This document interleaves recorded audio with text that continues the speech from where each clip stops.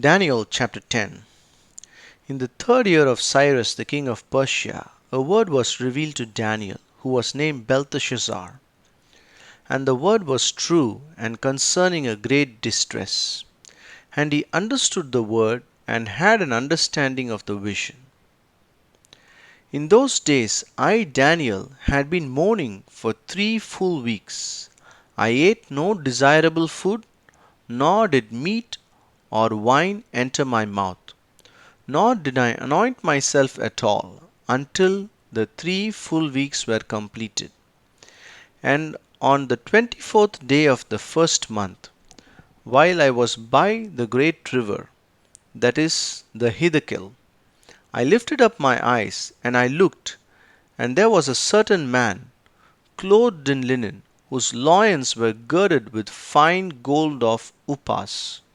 His body was like beryl, his face was like the appearance of lightning, his eyes like torches of fire, his arms and his feet like the gleam of polished bronze, and the sound of his words like the sound of a multitude.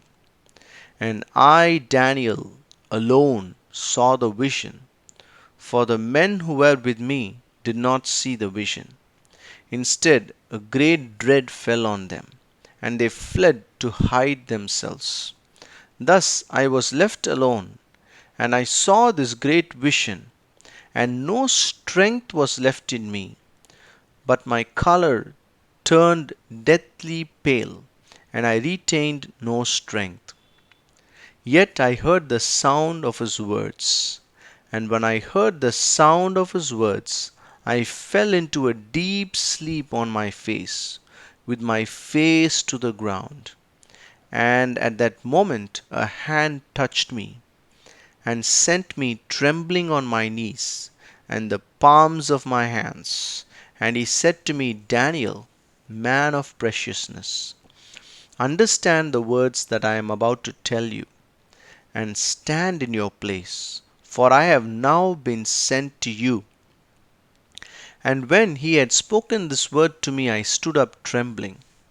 And he said to me, do not be afraid, Daniel, for from the first day that you set your heart to understand this matter, and to afflict yourself before your God, your words were heard, and I have come because of your words. But the prince of the kingdom of Persia withstood me for 21 days. But now Michael, one of the chief princes, came to help me, for I remained there alone with the kings of Persia. Thus I came to make you understand what will happen to your people in the last days. Yet the vision pertains to something many days from now. And when he had spoken to me according to these words, I turned my face to the ground and was dumb.